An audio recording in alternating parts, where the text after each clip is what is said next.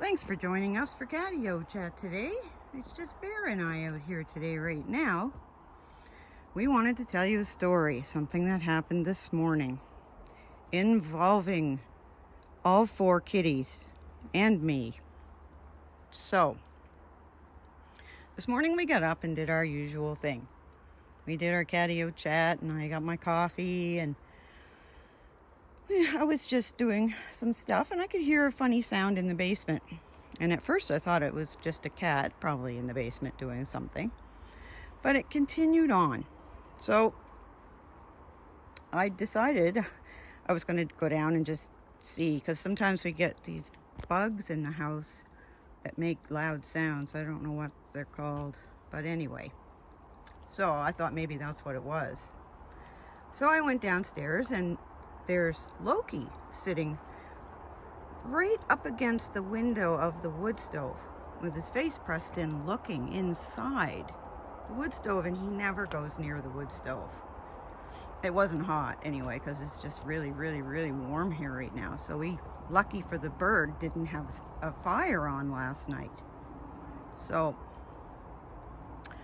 let me see what happened next. Okay, so I saw Loki pinned up against the glass looking in, and I noticed that the sounds had stopped as soon as I came down the stairs. So I was starting to get a little bit creeped out, I guess.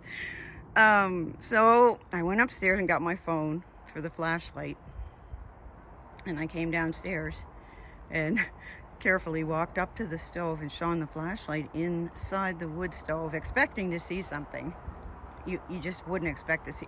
Okay, so I shone the light into the stove, and there was a large bird looking back at me from inside the wood stove. Well, let me tell you, I took a start. And when I realized what was going on, I had to register for a minute or two. There's a bird, a live bird, inside my wood stove.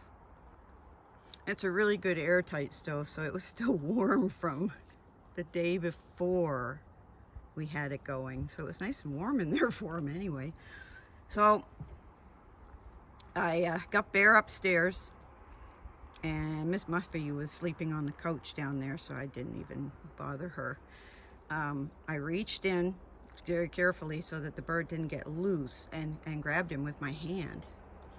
And then he started squawking just as loud as he could squawk. And I had him up against my chest to try to keep him contained. And he was just screaming. He was looking up at me, the poor little guy, and his mouth was wide open, just squawking at me. And so I very carefully got him outside and took him to the edge of the little forest here in the back. And I was just about to set him down on the ground, and didn't he take off right out of my hand and just flew right to the top of the tree. So I was really happy to see that. I knew he was okay, because his wings looked a little bit singed or just kind of roughed up a bit. I've never had a bird in my stove before. That's got to be a first.